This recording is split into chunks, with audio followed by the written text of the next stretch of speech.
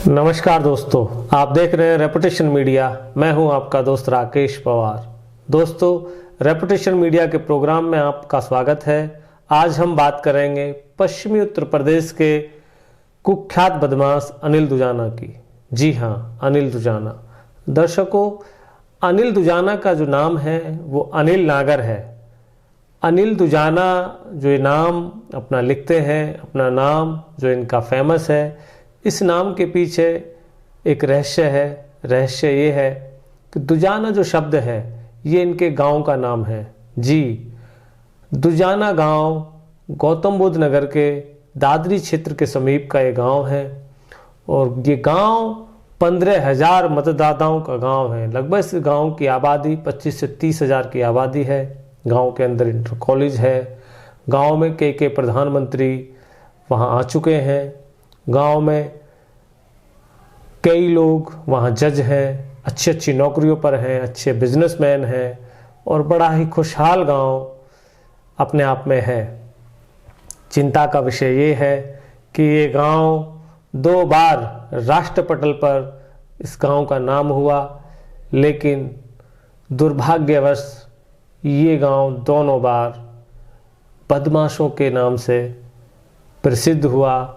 बदमाशों की वजह से ये गांव जाना गया।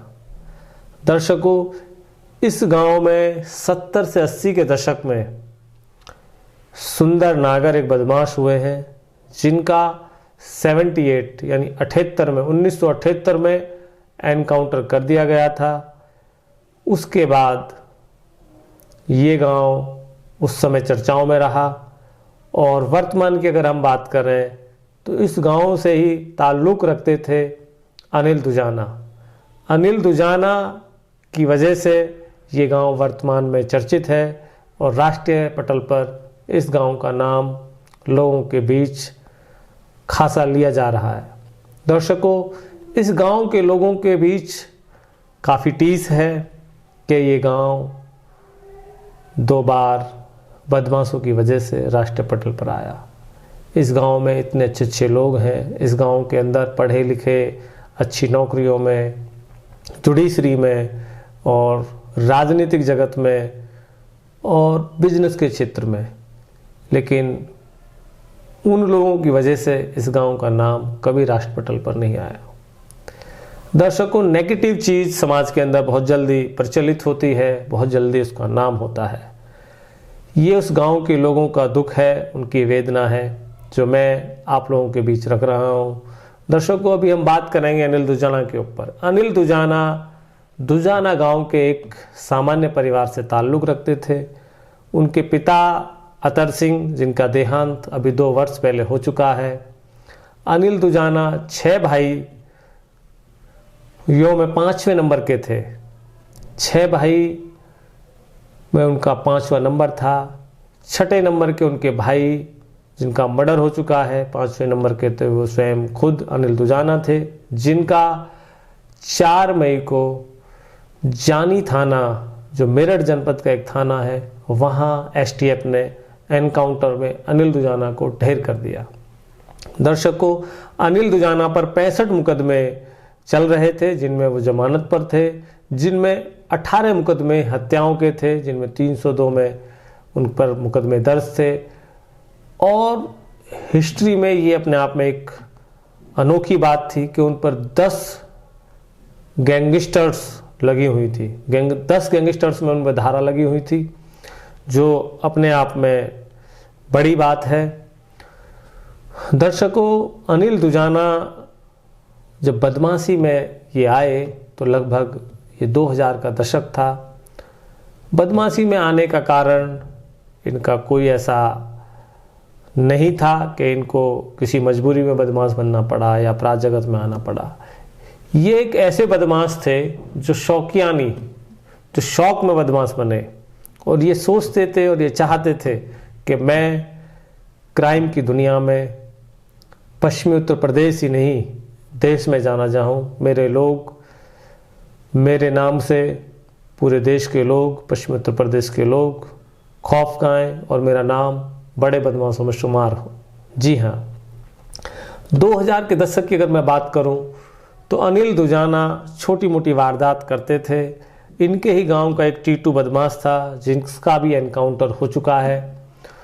उस टीटू बदमाश से ये आकर्षित हुए और उनके साथ छोटी मोटी घटनाएं करने लगे। छोटी मोटी घटनाएं करते करते समय आया 2004 का। 2004 में पश्चिमी उत्तर प्रदेश के उस समय के कुख्यात बदमाश नरेश भाटी, जिनका राजनीतिकरण हो चुका था, वो गौतम बुद्ध नगर जनपद के जिला पंचायत के अध्यक्ष बन चुके थे और उनका कार्यकाल गौतम बुद्ध नगर के अंदर चल रहा था। उसी समय में नरेश भाटी के साथ सुंदर भाटी, जो गौतम बुद्ध नगर जनपद के गंगौला गांव से ताल्लुक़ रखते हैं, वो नरेश भाटी के साथ गैंग में शामिल थे और उनके साथ गैंग में मिलकर कार्य करते थे। सुंदर भाटी की किसी बात को लेकर नरेश भाटी से आपस में अनबन हो गई और सुंदर भाटी ने अपना गैंग बनाकर नरेश भाटी की 2004 में गंगौला के पास एक बम्बा है, एक छोटी सी कैनाल है, उस कैनाल की पटरी पर उनके काफले पर हमला बोल दिया, जिसमें नरेश भाटी मारे गए। नरेश भाटी मरने के बाद सुंदर भाटी पश्चिमी उत्तर प्रदेश के अंदर एक बड़ा नाम बन के उभरे और उनकी ताकत अपराध के जगत में बढ़ती चली गई। ये दौर चल ही रहा था कि नरेश भाटी गैंग का जो चार्ज है, नरेश भाटी के छोटे भाई रणपाल उनके गैंग को चलाने लगे। कुछ समय बाद रणपाल भाटी का भी सिकंदराबाद में पुलिस के द्वारा एनकाउंटर कर दिया जाता है। दर्शकों, इसी समय के आसपास की बात है कि नरेश भाटी के छोटे भाई रणपाल का एनकाउंटर होने के बाद उनके छोटे भाई रणदीप भाटी और उनके भांजे अमित कसाना, दोनों लोग उस गैंग को चलाने लगे और उन लोगों ने ये कसम ली कि हम नरेश भाटी के जो कातिल हैं सुंदर भाटी, उनको मारकर नरेश भाटी का बदला लेंगे। इसी बीच का एक घटनाक्रम है कि अनिल दुजाना बहुत ही जल्दी फेम चाहते थे अपराध जगत के अंदर, तो वो रणदीप भाटी से आकर मिले और उन्होंने ये कहा कि मैं सुंदर भाटी को मारकर नरेश भाटी का बदला लूँगा और आपके गैंग में मैं आपके साथ काम करना चाहता हूँ। अनिल दुजाना नरेश भाटी गैंग में आकर मिल गया और नरेश भाटी गैंग के लिए जो उस समय उनके छोटे भाई रणदीप भाटी चला रहे थे, उनके साथ मिलकर गैंग में काम करने लगे और ये काम करते करते करते 2010-11 का वाक़या है कि सुंदर भाटी गाजियाबाद के शाहीबाबाद में एक शादी समारोह में सम्मिलित हुए और उस शादी समारोह में अनिल दुजाना, रणदीप भाटी, अमित कसाना, इन लोगों ने मिलकर सुंदर भाटी पर हमला कर दिया। AK-47 से ताबड़तोड़ गोलियां चली। उस गोलियों में सुंदर भाटी गैंग के 3 लोग मारे गए। सुंदर भाटी बाल बाल बचकर वहां से बचने में कामयाब रहे। जैसे ये घटना हुई, पूरे प्रदेश के अंदर अनिल दुजाना का नाम अपराध जगत में उभर कर आया। अब अनिल दुजाना एक बड़ा गैंगवार, बड़ा बदमाश पश्चिमी उत्तर प्रदेश के अंदर बन चुका था। जी हाँ, अनिल दुजाना फिरौती, लूट और ऐसे बहुत से कार्य अपराध जगत से जुड़े हुए उनमें करने लगा और दिन ब दिन उसका दायरा बढ़ता चला गया। सुंदर भाटी का राजनीतिक पकड़ मजबूत होने की वजह से सुंदर भाटी का रसूख अनिल दुजाना से आज भी बड़ा होने की वजह से अनिल दुजाना को ये बात खटकती थी।